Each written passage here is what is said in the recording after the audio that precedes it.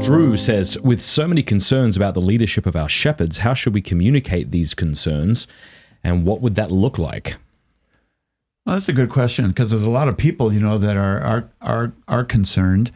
I think that for most of us, we don't have access to some of the leaders, in the church. We simply don't have access, but we do have access locally to leadership in the church. And I've always encouraged people when they say, well, I got a problem with this, or I got a problem with that, to first of all, pray and pray for that person. And if you get an opportunity to express that, in a letter, or you get a chance to talk to them, do so if you feel convicted about that. But ultimately, it's not people like me that are in charge of those things. I can certainly have input, but I have enough on my plate to take care of, in my life, with a family and my job.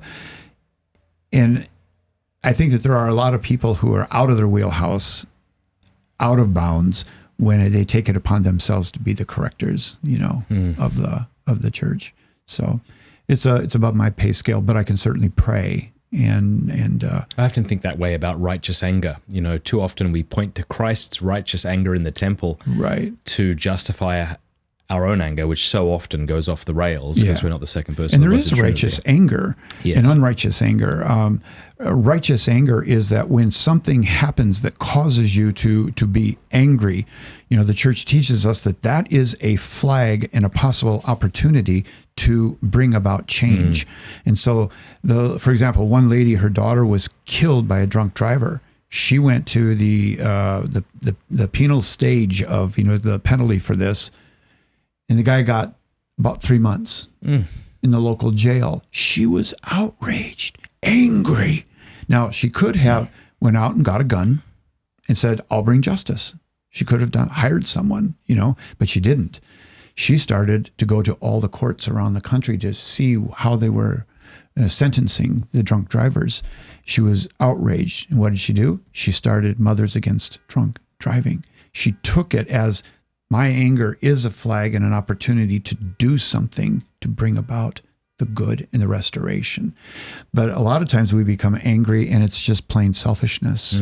And that's where you have to deal with it yourself, and you have to put that aside. But anger in itself can be a flag that something needs to change. It motivates us to make a correction. Yeah. My point only is that we are flawed and we are riddled with concupiscence, and so we can sometimes seek to justify our sinful anger by pointing to a righteous example of anger. And likewise, maybe we can point to some saint who stood up and told the Pope this and that, and we can use that to justify maybe our inappropriate way of doing it. Yeah, that's a good point. And I think that's really good. That's a difficult thing to discern. I don't want to be on the wrong side of that. Or maybe I have. God have mercy.